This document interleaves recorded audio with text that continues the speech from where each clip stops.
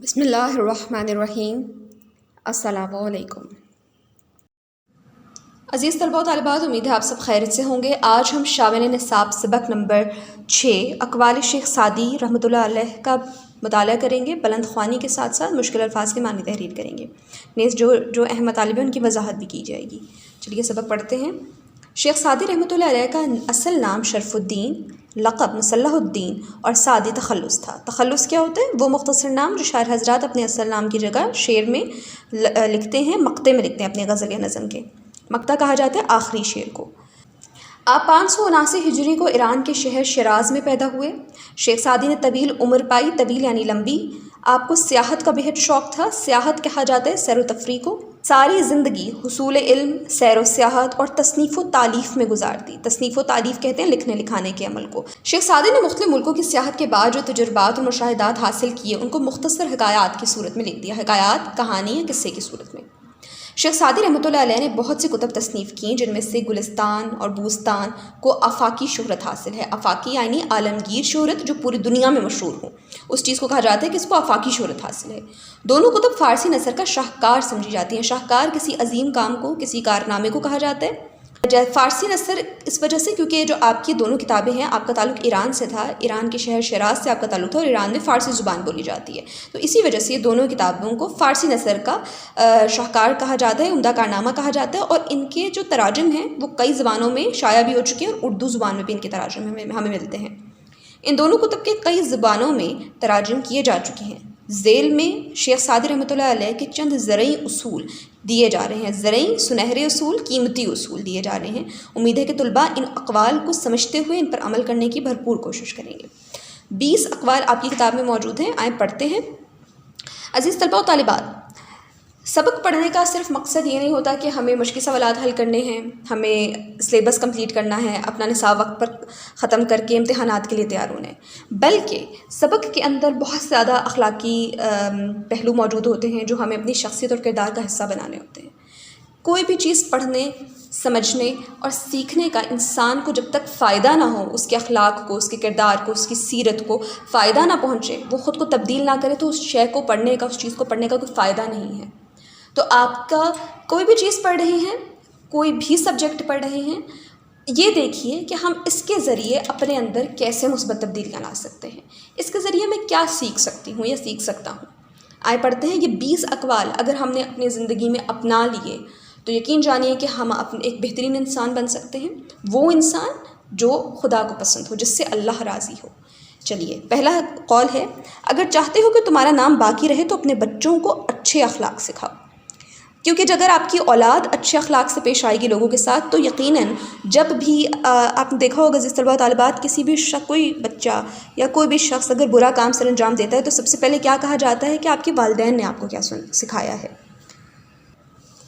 اور یہ بات سننے میں بہت گراں گزرتی ہے، کیونکہ ہم جانتے ہیں ہمارے والدین ہم پر کتنی محنت کرتے ہیں، کتنی لگن کے ساتھ، کتنی محنت کے ساتھ، مشقت اور جد و جہد کے ساتھ ہمیں پروان چڑھاتے ہیں، اور پھر اگر ہم اپنے اعمال کے باعث اور اپنے حرکتوں کے باعث اپنے والدین کو اس قسم کی باتیں سننے پر مجبور کریں تو یہ تو غلط بات ہے۔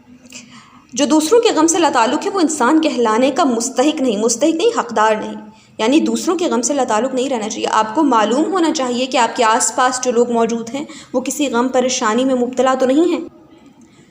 زندگی کے درازی کا راز صبر میں پوشیدہ ہے۔ درازی کہتے ہیں لمبی عمر کا، کہہ رہے ہیں کہ لمبی عمر کا راز کس چیز میں پوشیدہ ہے؟ چھپا ہوا ہے صبر میں۔ چوتھا ہے، جو تیرے سامنے دوسروں کی برائی کرتا ہے وہ دوسروں کے سامنے تیری برائی کرے گا۔ غیبت ہم سب جانتے ہیں مردہ بھائی کے گوشت کھانے کے مترادف ہے۔ غیبت سے جس قدر اجتناب کیا جائے، ہمیں بچنا چاہیے غیبت سے۔ تو بیٹا، اگر کوئی شخص آپ کے سامنے دوسروں کی برائی کر رہا ہے تو یقین جانیے کہ وہ دوسروں کے سامنے بھی آپ کی برائی کرے گا، تو اس کو وہیں پہ روک دیجئے، اسے تنبیہ کر دیجئے کہ وہ آپ کے سامنے غیبت نہ کرے، ٹھیک؟ نہ صرف آپ کے سامنے بلکہ کرے ہی نہ۔ پانچواں ہے، جو دشمن سے ہمیشہ بچو اور دوست سے اس وقت جب وہ تمہاری تعریف کرنے لگے۔ آپ کو پتہ ہے انسان کو بگاڑنے میں، انسان کو تباہ کرنے میں کہا جاتا ہے، دانا کا قول ہے کہ تعریف انسان کو بگاڑتی ہے۔ اسی لیے کہتے ہیں کہ ہمیشہ تعریف منہ پہ نہیں کرنی چاہیے. کیوں؟ جب منہ پہ آپ کی تعریف کی جاتی ہے تو آپ کے اندر ایک احساس برتری پیدا ہو جاتا ہے، ایک غرور و تکبر کا عنصر آ جاتا ہے آپ کے اندر، جو کہ نہیں آنا چاہیے. اسی لیے جب بھی کبھی بھی کسی کی نہ تعریف سامنے کریں نہ سرزنش لوگوں کے سامنے کریں. کسی کی اصلاح مقصود ہے، کسی کو راہ راست پر لانا مقصود ہے، تو کبھی بھی بڑی محفل میں اس کی اصلاح مت کیجیے، بڑی محفل میں اس کو مت ٹوکیے، اسے تنہائی میں لے جا کے اس کو بتائیں کہ آپ نے فلاں کام غلط کیا. بالکل اسی طرح تعریف وہ ہے جو دوسروں کے سامنے کی جائے، جو پیٹھ پیچھے کی جائے. منہ پہ تعریفوں کی جو بھی آپ کی پل باندھ رہا ہو اس کو وہیں پہ روک دیجیے. آگے بڑھتے ہیں. اگر چڑیوں میں اتحاد ہو جائے تو وہ شیر کی کھال اتار سکتی ہیں. بہت اہم نقطہ ہے. اگر چڑیوں میں اتحاد ہو جائے تو وہ شیر کی کھال اتار سکتی. چڑیاں پڑھنے سے دیکھنے سے یہاں پہ چڑیوں اور شیر کا ذکر کیوں کیا گیا ہے؟ کیونکہ چڑیاں نازک ہوتی ہیں، معصوم ہوتی ہیں، ایک طرح سے کمزوری کی علامت ہیں کہ جی وہ بہت اتنی طاقتور نہیں ہوتی. جبکہ ہم جانتے ہیں شیر جنگل کا بادشاہ ہے، طاقتور ہے، راج کرتا ہے، وہ کسی بھی چیز کو چیر پھاڑ کے رکھ سکتا ہے. ٹھیک، تو دراصل بات یہ بتائی جا رہی ہے کہ کمزور افراد، تعداد میں کم افراد اگر اکٹھے ہو جائیں گے، متحد ہو جائیں گے تو وہ شیروں کی کھال بھی اتار سکتے ہیں. شیخ سعدی نے یہ جو قول ارشاد فرمایا ہے، جیسے کہ ہم جانتے ہیں کہ قرآن پاک میں ایک آیت ہے، بسم اللہ الرحمن الرحیم، کم من فیۃ قلیلۃ غلبت فیۃ کثیرۃ باذن اللہ. اللہ کے اذن سے، اللہ کے حکم سے کم جماعت، یعنی تھوڑی جماعت جو تعداد میں کم ہے، وہ زیادہ جماعت کے اوپر غالب آ سکتی ہے. کس کے حکم سے؟ باذن اللہ، اللہ کے حکم سے. اور اس کی ہمارے پاس تاریخ میں بے شمار مثالیں موجود ہیں. ہمارے غزوات، جنگیں، جس میں کس طریقے سے اللہ تعالیٰ نے اپنی مدد کے ذریعے کم جماعت کو، تعداد میں کم فوجیوں اور سپاہیوں کو کیسے کفار پر فضیلت اور برتری دی، کیسے فتح نصیب ہوئی. اسی وجہ سے کہ ایک تو اتحاد اور اتفاق تھا، دوسری اہم چیز، بلکہ یہ سب سے اہم چیز ہے کہ اللہ کی ذات پر توکل اور اللہ کی رضا میں راضی رہنا. آگے بڑھتے ہیں. ساتھ ہے جی، عقل مند اس وقت تک نہیں بولتا جب تک خاموشی نہیں ہو جاتی. 8واں، دوست وہ ہے جو دوست کا ہاتھ پریشان حالی اور تنگی میں پکڑتا ہے. 9، جو کوئی اپنی کمائی سے روٹی کھاتا ہے اسے حاتم طائی کا احسان نہیں اٹھانا پڑتا. حاتم طائی کس حوالے سے مشہور ہے؟ ہم سب جانتے ہیں حاتم طائی ہماری تاریخ میں ایک سخی انسان گزرا ہے جس کا دسترخوان بہت وسیع تھا، اور اس دسترخوان پر اپاہج، یتیم، مسکین اور محتاجوں کا کیا کہنا چاہیے لائن لگی رہتی تھی. وہ ادھر آ کے سیر ہوتے تھے. لیکن شیخ سعدی کیا کہہ رہے ہیں کہ جو اپنی کمائی سے روٹی کھاتا ہے، جس کو اپنی زور بازو پر یقین ہوتا ہے، جو اپنے ہاتھ سے کما سکتا ہے، اس کو کسی کے دسترخوان کی ضرورت نہیں ہے، اسے کسی حاتم طائی کے احسان کی ضرورت نہیں ہے. تو اپنے زور بازو پر یقین رکھیے، اپنے آپ کو اتنا باصلاحیت بنائیے، خود مختار بنائیے کہ کسی اور کا محتاج نہ ہونا پڑے، کسی اور کا ہاتھ نہ دیکھنا پڑے. 10واں ہے، اللہ تعالیٰ کے ہاں بلند درجہ پانے کے لیے مخلوق خدا سے نیکی کا رویہ اختیار کیے رہو. 11، صبر اگرچہ کڑوا ہے مگر اس کا پھل میٹھا ہوتا ہے. 12واں قول ہے جی، کمزوروں پر رحم نہ کرنے والا طاقتوروں سے مار کھا جاتا ہے. اسی لیے ہمیشہ اپنے سے کمزور لوگوں کو، جو آپ سے نچلے درجے سے تعلق رکھتے ہوں، وہ کوئی بھی مقام ہو سکتا ہے، آپ کہیں پہ کام کر رہے ہیں، آپ کے گھر کام کرنے والے، آپ سے چھوٹے افراد، سب کے ساتھ رحم کا رویہ روا رکھیں، نہیں تو آپ کے جو طاقتور ہیں وہ آپ کے اوپر ظلم کریں گے، جو آپ سے طاقتور ہیں. 13 ہے، تم اگر اللہ سے بخشش کی امید رکھتے ہو تو تمہیں چاہیے کہ اس کی مخلوق کے ساتھ اچھا سلوک رکھو. اگر چاہتے ہیں کہ اللہ سے بخشش ہمیں ملے، اللہ سے ہمیں معافی ملے، ہمارے گناہ معاف ہوں، تو اس کے لیے ضروری ہے کہ خدا کی مخلوق کے ساتھ اچھا رویہ روا رکھا جائے. جو استاد کی سختی نہ جھیل سکے اس کو زمانے کی سختیاں جھیلنا پڑتی ہیں. جی عزیز طلباء و طالبات، اساتذہ کیوں سختی کرتے ہیں؟ کیونکہ ان کو آپ کی اصلاح مقصود ہوتی ہے، آپ کی بھلائی کے لیے آپ کے اوپر سختی کرتے ہیں، تھوڑی بہت سرزنش کرتے ہیں.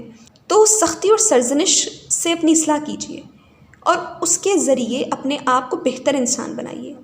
لیکن اگر آپ کو استاد کی سختی ناگوار گزرے گی، استاد کی سرزنش آپ کو ناگوار گزرے گی، تو پھر آپ کو زمانے کی سختیاں جھیلنا پڑیں گی. کیونکہ استاد آپ کو زمانے میں زندگی گزارنے کا گر سکھا رہے ہوتے ہیں، طریقہ سکھا رہے ہوتے ہیں. اور اس سارے عمل میں اگر وہ کبھی سختی برت دیتے ہیں تو وہ ہماری ہی اصلاح کے لیے ہوتی ہے. آگے دیکھیں، اگر روزی کا انحصار عقل مندی پر ہوتا تو بیوقوفوں سے بڑھ کر کوئی مفلوق الحال نہ ہوتا. یعنی اگر روزی روٹی کا دار و مدار صرف عقل مندی پر ہوتا تو جو بیوقوف افراد ہوتے ہیں، یعنی جو اپنی عقل کا کم استعمال ہوتے ہیں، ان سے زیادہ بدحال کوئی نہ ہوتا. کیونکہ روزی روٹی کا انحصار محنت و مشقت پر ہے، نہ کہ عقل مندی اور بیوقوفی پر. 16 ہے جی، جو نصیحت نہیں سنتا وہ ملامت سننے کا شوق رکھتا ہے. وہ شخص جو اپنے اعمال پر دوسروں کی، بڑوں کی، بزرگوں کی، اساتذہ کی نصیحت نہیں سنتا، اسے لگتا ہے کہ میں نے جو کام کیا وہ بالکل درست کیا ہے، پھر وہ ملامت سننے کا شوق رکھتا ہے، یعنی وہ برا بھلا سننے کا، ڈانٹ سننے کا شوق رکھتا ہے، کیونکہ اگر آپ غلط کام کریں گے تو پھر آپ کو ظاہر اس پہ سرزنش کی جائے گی، ڈانٹا جائے گا، برا بھلا کہا جائے گا. تو بہتر ہے کہ پہلے نصیحت سن لیجئے اور درست کام کیجیے. 17واں قول ہے جی، سب سے زیادہ جاہل وہ ہے جو گناہ سے باخبر ہوتے ہوئے بھی گناہ کرے. یہ ہمارے معاشرے کا المیہ ہے. ہم جانتے ہیں، بہت سی دفعہ ایسا ہوتا ہے کہ ہم جانتے ہیں ہم غلط کام کر رہے ہیں، ہم سے گناہ سرزد ہو رہا ہے، ہمیں یہ نہیں کرنا چاہیے، یہ نہیں کہنا چاہیے، یہ چیز نہیں سننی چاہیے، یہ دیکھنا نہیں چاہیے، یہ غلط ہے، یہ غیر اخلاقی ہے، لیکن ہم پھر بھی کرتے ہیں. تو یہ اس جہالت کی سب سے بڑی مثال ہے. عقل مند اور بیوقوف میں کوئی نہ کوئی عیب یعنی خامی ضرور ہوتا ہے، مگر عقل مند اپنے عیب خود دیکھتا ہے اور بیوقوف کے عیب دنیا دیکھتی ہے. عقل مند انسان وہ ہوتا ہے جو پہچان جاتا ہے کہ میرے اندر یہ خامی ہے، میرے اندر یہ عیب ہے. وہ اپنا محاسبہ کرتا ہے، رات سونے سے پہلے جب وہ بستر پر لیٹتا ہے اپنا احتساب کرتا ہے کہ میں نے پورے دن کیا غلط کام کیا، کیا درست کام کیا، اور جو غلط کیا اس کی اصلاح کیسے کر سکتا ہوں. تو اس وجہ سے کہا جا رہا ہے کہ عقل مند شخص اپنے عیب خود دیکھتا ہے اور اس کی اصلاح کرتا ہے، جبکہ بیوقوف کے عیب دنیا دیکھتی ہے. 19 ہے جی، جو بری صحبت میں بیٹھتا ہے اس کی سوچ کبھی اچھی نہیں ہوگی. اسی لیے کہا جاتا ہے ہمیشہ اپنی صحبت اچھی رکھیے، اپنی کمپنی اچھی رکھیے، اچھے دوستوں کا انتخاب کیجیے، کیونکہ ایک کیا کہتے ہیں اس کو، ایک مچھلی پورے جل کو گندا کر دیتی ہے. 20واں ہے جی، بری عادت والا انسان اپنی بری عادت کی وجہ سے ہمیشہ مصیبت میں پھنسا رہتا ہے. بری عادات و اطوار ہمیشہ آپ کو مصیبت میں اور پریشانی میں مبتلا کیے رکھتے ہیں. اسی لیے بہتر ہے کہ اپنی عادات پر خود ہی روک لگا لیں، اپنی عادات و اطوار کو خود ہی ٹھیک کر لیں، تاکہ ہمیں زمانے سے سرزنش نہ اٹھانی پڑے، تاکہ ہمیں زمانے کی ملامت نہ سہنی پڑے، زمانہ ہمارے اوپر انگلیاں نہ اٹھائے. اس سے بہتر یہ ہے کہ خود پر انگلی اٹھا لیں، خود کا احتساب کر لیں، خود کو بہتر انسان بنا لیں. جی عزیز طلباء و طالبات، یہ تھا ہمارا آج کا سبق، جس میں ہم نے اقوال شیخ سعدی رحمۃ اللہ علیہ کی بلند خوانی، مشکل الفاظ کے معنی اور ساتھ ساتھ وضاحت کی. امید ہے آپ کو سمجھ میں آیا ہوگا. کوشش کریں کہ ان اقوال زری کو ایک صفحے پر لکھ کر کسی ایسی جگہ اپنے کمرے میں یا کہیں پہ چسپاں کر لیں کہ آپ آتے جاتے گزرتے ہوئے روز اس کو دیکھیں، کیونکہ جو چیز بار بار آپ کی نظروں کے سامنے سے گزرتی ہے، دیکھتے ہیں، وہ آہستہ آہستہ ہمیں یاد ہوتی ہے، اور جو چیز ہمارے ذہن میں رہے گی وہ انشاءاللہ ہمارے کردار و شخصیت کا بھی حصہ بنے گی. تو اس کو کسی ایسی جگہ پر چسپاں کریں جہاں پہ آپ دیکھیں اور یہ سیکھیں، ان کو یاد رکھیں. یہ چیزیں بار بار یاد رکھنے والی ہیں عزیز طلباء و طالبات، تاکہ ان کے ذریعے ہم خود میں بہتری لے کر آئیں. امید ہے آپ کو سبق سمجھ میں آیا ہوگا. اپنا خیال رکھیے گا. اللہ حافظ.